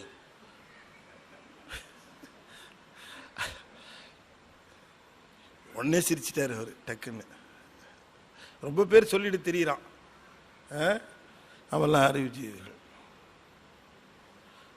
கொஞ்சம் கண்ணசந்தா அவ்வளோதான் தீர்ந்தது. இவன் கொஞ்சம் ஒரு டெம்பரேச்சர் 98.4க்கு பதிலாக ஒரு 4-5 டிகிரி ஷூட்டப் ஆனால் போதும். 101 102 வந்தால் அவ்வளோதான் கதி. என்னங்க ஆச்சு 102க்கு? தத்தன்னு அவ்வளோதான். எங்கே இருக்கிறோம் என்னன்னே தெரியாது. நடந்தது சொல்கிறேன். எனக்கு ரொம்ப வேண்டிய நண்பர், நான் அப்போ திருச்சியில் இருந்தேன், ரொம்ப வேண்டிய நண்பர், நான் சொல்லியிருக்கேன்னு நினைக்கிறேன். நான் பஸ் ஸ்டாண்டுக்கு போகிறேன், அவர் எனக்கு ரொம்ப வேண்டிய நண்பர். பஸ்ஸில் பார்த்தேன். அவருடைய ஊர் எதுன்னு எனக்கு தெரியும். இரவு நேரம் அந்த ஊருக்கு திரும்புவார்னு தெரியும். அவருடைய ஊர் புதுக்கோட்டை. அவர் பார்க்குறேன் பஸ்ஸில் உட்காந்துருந்தார். என்ன இங்கே உட்காந்துருக்காரு, இந்த எங்கே கிளம்ப? பஸ்ஸை பார்க்குறேன், சேலம் பஸ்ஸு. உடனே உள்ளே ஏறி போய் பஸ்ஸு நின்றுட்டு கிளம்பலை, உள்ளே ஏறி போனேன். இவர் மட்டும் உட்காந்துருக்காரு, 1-2 பேர் இருக்கிறாங்க. ஏறி போனேன். அவரை போய் பார்த்து எப்படி இருக்கீங்கன்னு கேட்டேன். அப்படியே பார்த்தாரு. நல்லா இருக்கேன், நீங்கள் எப்படி இருக்கு? நல்லா இருக்கு. எங்கே போகிறீங்க அப்படின்னா, ஊருக்கு போகிறேன்னாரு. நம்ம ஊருக்கு தானே போகிறீங்க அப்படின்னு. ஆமாம். சேலம் பஸ்ஸில் ஏறி இருக்கீங்களா? என்ன சேலம் பஸ்ஸா? புதுக்கோட்டை இல்லை இது அப்படின்னார். இல்லைங்க சேலம் பஸ். அப்படியா அப்படின்னார். என்னவோ மாதிரி இருக்காரு அப்படின்னுட்டு கிட்டக்க போய் அவரு அப்படி கிட்டக்க போய் சரிங்கய்யா வாங்கய்யா போலாம் அப்படி கையை வைக்கிறேன். கொதிக்குது உடம்பு, உடம்பு அப்படியே கொதிக்குது. காய்ச்சல் தெரியல எங்க இருக்கிறோம் நிதானம். அவர் அப்படியே மெதுவாக அழைச்சிட்டு வந்து நான் போன கூடவே, அவர் கூடவே போய் ஊருக்கு கொண்டு போய் போகிற வழியிலேயே பாதியிலேயே அப்படியே தூங்கிட்டார். அவரை கொண்டு போய் வீட்டில் சேர்த்து அந்த அம்மையார் என்ன ஆச்சு அப்படின்னா, ரொம்ப ஃபீவர் அதிகமாக இருக்குமா அப்படின்னு ஒரு டேப்லெட்டை கொடுத்து படுக்க வச்சுட்டு ஒரு திரும்பி வந்து 2 நாள் கழித்து ஃபோன் பண்ணுறார். என்னை எங்கே பார்த்தீங்க நீங்கள் அப்படின்னு கேட்டார். அவருக்கே தெரியல எங்கே பார்த்தீங்க, நீ கூட வந்து விட்டீங்கன்னு சொன்னாங்க, எங்கே பார்த்தீங்க? எனக்கு சேலம் பஸ்ஸில் ஏறி உட்காந்து. நான் எதுக்கு சேலம் பஸ்ஸில் ஏறினேன்னார். நீங்கள் ஏறிட்டு என்ன கேட்குறீங்க? பார்த்துங்க, ஒன்றுமே இல்லை. அறிவு எங்கெங்க போச்சு இந்த அறிவு? ஒரு 4 டிகிரி ஏறிச்சு இந்த உடம்புல சூடு, அவ்வளோதான் முடிஞ்சு போச்சு கதை. புத்தி பேதலிச்சிருச்சு. என்ன ஒரு உடம்பு இது? இதை நம்பிக்கிட்டு சொல்கிறான் கடவுள் எங்கே, அவர் எங்கே இருக்கிறார் அப்படின்னு கேள்வி கேட்குறான். ஆழமாக சிந்தித்து பார்க்கிற பொழுது சாமி சொல்லுகிறார், அங்கி மிகாமை வைத்தான் உடல் வைத்தான்,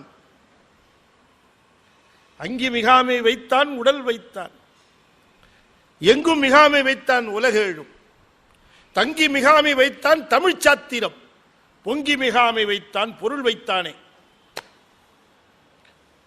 1 கோடி ரூபாய் கொடுப்பேன், எனக்கு மட்டும் காசு இருந்ததுன்னா. தெரிஞ்சுதான் கொடுக்கல போல இருக்கு. அப்படிப்பட்ட ஒரு பாட்டு. என்ன அற்புதமாக எழுதியிருக்க. எத்தனை கேள்விகளுக்கு பதில் அதில் சொல்ற. அங்கி மிகாமை வைத்தான் உடல் வைத்தான். கீழே வச்சிருக்கிறான்டா ஒரு நெருப்பு கீழே இல்லையா? பஞ்சபூதத்தில் இது மண்ணு, உள்ளுக்குள்ள ஓடுற குருதி நீர்.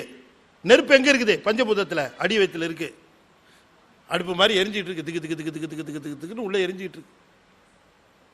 காலையில் 4 இட்லி கொஞ்சம் பொங்கல் பஸ்பம், மத்தியானம் சாம்பார் சாதம் தயிர் சாதம் பஸ்பம்,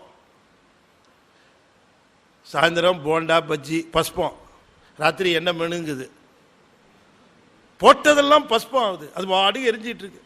பாருங்க, அந்த நெருப்பு உலகத்திலேயே முதலாக தெர்மோஸ்டாட் கண்டுபிடிச்சவன் சிவபெருமான் தான். அந்த நெருப்பை கண்ட்ரோல் பண்றதுக்கு ஒரு தெர்மோஸ்டாட் வச்சிருக்கிறான். இந்த டெம்பரேச்சர், வெளியில இருக்கிற டெம்பரேச்சர் டக்குன்னு ஷூட் அப் ஆச்சுன்னு வச்சுங்க, வெப்பம் அதிகமாச்சுன்னா இந்த பாடி 98.4 தான் இருக்கணும். அதனால உள்ளுக்குள்ள இருக்கிற நெருப்பை அப்படி கொஞ்சம் இழுத்து விட்டுருவான், குறைஞ்சிரும். 98.4 மெயின்டைன் ஆகும். திடீர்னு வெளியில ரொம்ப குளிர்ச்சி ஆயிடுச்சு, இப்போ 98.4 தானே இருக்கணும், நெருப்பு அப்படி கொஞ்சம் கூட்டிடுவான் தெர்மோஸ்டாட். பாருங்க, முதல்ல ஹீட் கண்ட்ரோல் செய்த ஃபர்ஸ்ட் இன்ஜினியரே சிவபெருமான் தான். அப்படி உள்ளுக்குள்ள போட்டு அந்த நெருப்பை அட்ஜஸ்ட் பண்றான், அது பாடி எரிஞ்சுக்கிட்டே இருக்கான். தாய்மார்கள்லாம் சொல்லுவாங்க, நாங்கள் அடிவயத்தில் நெருப்பை கட்டிட்டு இருக்கோம். நீங்க மட்டும் இல்லம்மா, எல்லாரும் அடிவயத்தில் நெருப்பை கட்டிக்கிட்டே இருக்கிறோம். ஆமா, உள்ள அது பாடிக்கு எப்ப மண்ணில் வந்து அப்படி விழுந்தமோ அப்ப பத்த வச்சு அடுப்பு திக்கு திக்கு திக்கு திக்குன்னு எரிஞ்சிட்டு இருக்கு. உள்ள அணைஞ்சதுன்னா வெளியில நெருப்பு வச்சிருவான், முடிஞ்சு போச்சு. அங்கி மிகாமை வைத்தான் உடல் வைத்தான். இந்த உடம்புக்குள்ள நெருப்பு வச்சிருக்காண்டா, கொஞ்சம் கூட போச்சுன்னா உடம்பே பஸ்பமாயிடும். அதை மிகாம கரெக்டா வச்சிருக்கிறானா. எங்கும் மிகாமை வைத்தான் உலகேழும், 7 உலகங்கள் வைத்திருக்கிறான், மேலே 7 கீழே 7. இந்த 7 இதை கணக்கு பண்ணி இந்த கிரகங்களை எல்லாம் சரியாக அமைத்து, நட்சத்திரங்களை சரியாக அமைத்து, இந்த பூமியில மட்டும்தான் உயிர்கள் தழைக்குமாறு வைத்திருக்கிறான். இவன் எங்கெங்கயோ போய் தேடிட்டு இருக்கிறான், எவ்வளவோ செலவு பண்ணி கண்டுபிடிக்கிறான். இங்க மட்டும்தான் உயிர் தழைக்குமாறு வைத்திருக்கிறார் சுவாமி. அதுக்கு தகுந்த மாதிரி டிஸ்டன்ஸு, சன்னோட டிஸ்டன்ஸு, மூனோட டிஸ்டன்ஸு எல்லாத்தையும் கணக்கு பண்ணி அதுக்கு சரி பண்ணி வச்சிருக்கிறான் அவன். அதை சாமி சொல்றார். தங்கி மிகாமை வைத்தான் தமிழ் சாத்திரம்.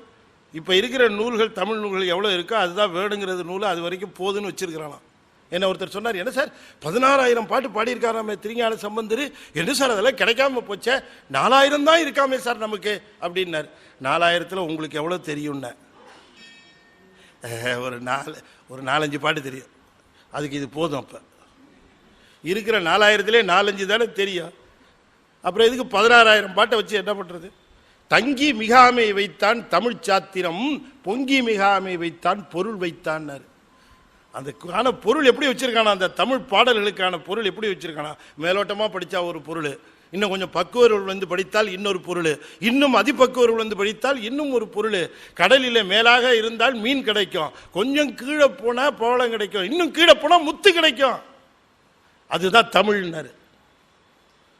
இந்த தமிழ் சொல்லுக்கே இருக்கக்கூடிய வலிமை அது ஒண்ணுதான், வேற எந்த மொழிக்கும் அது கிடையாது. அதனாலதான் சாமி பார்த்து சுந்தரன் சொற்றமிழ் பாடுக என்றார், தூமரை பாடும்பாயார். எமக்கு அர்ச்சனை பாட்டே ஆகும், ஆதலால் சொற்றமிழ் பாடுக. சொற்றமிழ் பாடு சுந்தரா, சொற்றமிழ் என்னங்க, எல்லா மொழியிலையும் தானே சொல்லு இருக்கு. இங்கிலீஷ்ல சொல்லு இல்லையா, கன்னடத்துல சொல்லு இல்லையா, லத்தீன்ல சொல், எல்லாத்துலையும் தானே சொல்லு இருக்கு. அதெல்லாம் தமிழ்ல மட்டும் சொல்லு சொற்றமிழ்னாரு. காரணம், மற்ற எல்லா மொழியினுடைய சொற்கள் எல்லாம் என்ன பொருளோ அந்த பொருள் தான். ஆனா தமிழ் சொல்லுக்கு மட்டும்தான் பொங்கி வருகின்ற பொருளாக வைத்திருக்கிற தன்மை தமிழ் சொல்லுக்கே உண்டு என்கிற காரணத்தினாலே பொங்கி மிகாமை வைத்தான் பொருள் வைத்தான் அப்படின்னாரு. என்ன ஆழமான பாட்டு பாரு. சாடும் சிவபோதகர் தானே, சாடும் சிவபோதகர் அவர்கள் தான் சுத்த செய்வர்னர். எப்பொழுதுமே சிவத்தை பற்றிய சிந்தனை, சிவத்தை பற்றிய எண்ணம் அவர்கள் தான். அவர்களுடைய புறத்தோற்றத்தை பார்த்தா ஒண்ணுமே தெரியாது, அவர்களுடைய புறத்தோற்றத்தை வைத்து ஏதும் கண்டுபிடிக்க முடியாது. அது ரொம்ப கடினம். ஏன்னா புறத்தோற்றம் இப்படி இருக்கிற பொழுது உள்ளுக்குள்ளே ஒரு துறவு கொண்டு விளங்குவது. சிவனை தவிர வேறு எவருக்கும் வணங்காமை, சிவனை தவிர வேறு எவரையும் நினையாமை, சிவனை தவிர வேறு எவரையும் பொருளாக எண்ணாமை, இதெல்லாம் உள்ளுக்குள்ள வர வேண்டும் என்று சொன்னால் அது கடும் சுத்த செய்வோம். ரொம்ப ரொம்ப ரொம்ப அரிதானது. ஆனால் அப்படி இருக்கிறவர்கள் இருக்கிறார்கள். அதனால சுத்த செய்வத்தினுடைய பக்குவம் முதிர்வு கடும் சுத்த செய்வம் என்று சாமிகள் சொன்னார் என்று சொல்லி இந்த அளவில் இன்றைய தினம் இந்த அற்புதமான ஞான வேள்வியை நிறைவு செய்து, எனவே இந்த அற்புதமான வேள்வியிலே கலந்து கொண்ட உங்கள் அத்தனை பேருக்கும் எல்லா பயனும் கிட்ட வேண்டும் என்று சொல்லி நிறைவு செய்யும் முகமாக 5 எழுத்தை 5 முறை ஓதுவேன். அன்பர்கள் தொடர்ந்து ஓத வேண்டும் என்று திருவடி பணிந்து வேண்டிக் கொள்கின்றேன். ஓம் நமச்சிவாய. ஓம் நமச்சிவாய. ஓம் நமச்சிவாய. ஓம் நமச்சிவாய.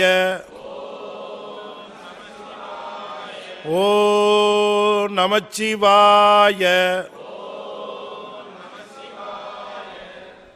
திருச்சிற்றம்பலம். கடும் சுத்த சைவத்தில் நான் சொன்னதெல்லாம் நீங்கள் சாதாரண சைவத்தில் கொண்டு போய் அப்ளை பண்ணிடாதீங்க. ஆமாம், இப்போ நாம் சரி சாரே சொல்லிட்டார், இனிமேல் திருநீர்லாம் வேண்டாம், உத்ராட்செல்லாம் வேண்டான்றது ஒரு முடிவு, வழிபாடே வேண்டாம். இல்லை இல்லை இல்லை, அது யாருக்கு சொல்லியிருக்கிறாருன்னா அந்த பக்குவம் முதிர்வு சரியாக புரிந்து. ஆனால் கிரியையே நாம் முடிவாக நினைத்து விடக்கூடாது. எல்லாமே செய்கிறது அவனுடைய அன்பை பெறுவதற்கும் நம்முடைய அன்பை காட்டுவதற்கும். இந்த அன்பு தான் எங்கேயுமே நிற்கணும். இந்த அன்பை வெளிப்படுத்தாத எதையும் செய்யாதீர்கள். அன்பை வெளிப்படுத்துவதற்காக எதையும் செய்யுங்கள். எப்பரிசாயினும் எத்திமின், அதான் சொன்னார் அவர். நீ எப்படி வேணா கும்பிட்டுக்க, ஆனால் அன்பு அன்பு இருக்கணும் இல்லையா? எத்தினால் அப்பரிசு ஈசன் அருள் செய்யும். அந்த பரிசு அந்த விதத்தில் அருள் செய்வான். அதனால நீங்க யார் யார் எப்படி சிவ பூஜை செய்கிறீர்கள், சிவ வழிபாடு அதெல்லாம் அப்படியே கன்டினியூ பண்ணுங்க. ஆனால் நீங்கள் தெரிந்து கொள்ள வேண்டும் என்று என்னன்னு கேட்டால், நம்முடையதெல்லாம் அன்புமயமாக இருக்க வேண்டும். அது எதை நோக்கி செல்ல வேண்டும் என்று சொன்னால் முழுமையடைய வேண்டும். முழுமையாக இருக்கிற பொழுது நம்முடைய எண்ணம், நம்முடைய பேச்சு, நம்முடைய செயல் எல்லாமே அந்த சிவனுக்காக அர்ப்பணிக்கப்பட்ட நிலையிலே இருக்க வேண்டும். அதற்காக சொல்லப்பட்டது என்று சொல்லி இந்த அளவில் நிறைவு செய்து மீண்டும் உங்களுக்கு சிவபெருமானுடைய அருள் பூரணமாக 5 எடுத்து கெட்டியமாக பிடிச்சிருங்க. திருநீரை விடாதீங்க. சுவாமி அதை தவிர மேலே அதுக்கு 2க்கும் மிஞ்சினது எதுவும் கிடையாது. நமக்கு எல்லாம் செய்ய வல்லவன் சிவபெருமான். அவன் நமக்கு இருக்கிற பொழுது நமக்கு எந்த குறையும் கிடையாது என்று முழுமையாக நம்புங்கள். நிச்சயமாக உங்களுக்கு சிவபெருமானுடைய அருள் பூரணமாக உண்டு என்று சொல்லி இந்த அளவில் நிறைவு செய்து விடைபெறுகின்றேன். நன்றி, வணக்கம். திருச்சிற்றம்பலம். தென்னாடுடைய சிவனே போற்றி, நாட்டவர்க்கும் இறைவா போற்றி, வெற்றிவேல் முருகனுக்கு. திருச்சிற்றம்பலம்.